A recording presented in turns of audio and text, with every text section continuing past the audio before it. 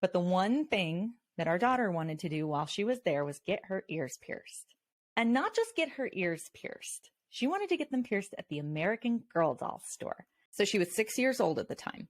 I always wanted to make sure that any kind of ear piercing was always her choice. This is all she could talk about for months leading up to it. We get to the American Girl doll store.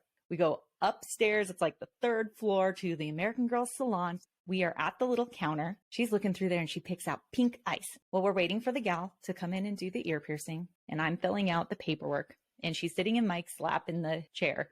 And you just kind of see her start to stare off and sort of check out. And she's usually really talking a lot and bubbly and excited. And she wasn't. And we look over at her and we're like, honey, are you okay? You still want to do this? And she's like, I'm just really nervous. I'm like, that's okay. What questions do you have? What do you need? I don't know. I don't know if I want to do it now. Mind you, she's been talking about this, is so thrilled, even just a few minutes ago. And we're like, honey, you can say no at any time, but you already paid. Doesn't matter. I will crumple this paper up right now and get rid of it. And Mike said one of the best things I think I've ever heard. He goes, you know what? It's really brave to get your ears pierced, but it's also really brave to say that you don't want to get your ears pierced. And like, she wells up tearing. And so we walk out.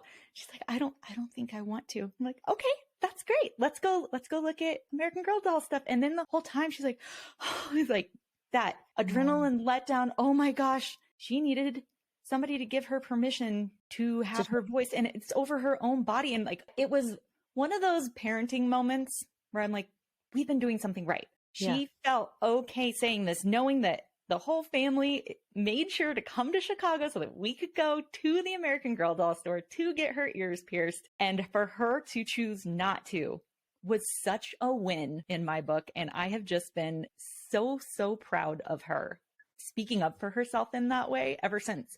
Now, for the last year or so, she's been, okay, now I think I'm really ready because some of her friends are starting to get their ears pierced. And so we have another appointment made for the American Girl doll store for her to go in and get her pink ice earrings. And it's going to be the same thing again. If we get in there and we've already paid and done all of it, if she even gets one done and then doesn't want the other one, she gets to say no at any time.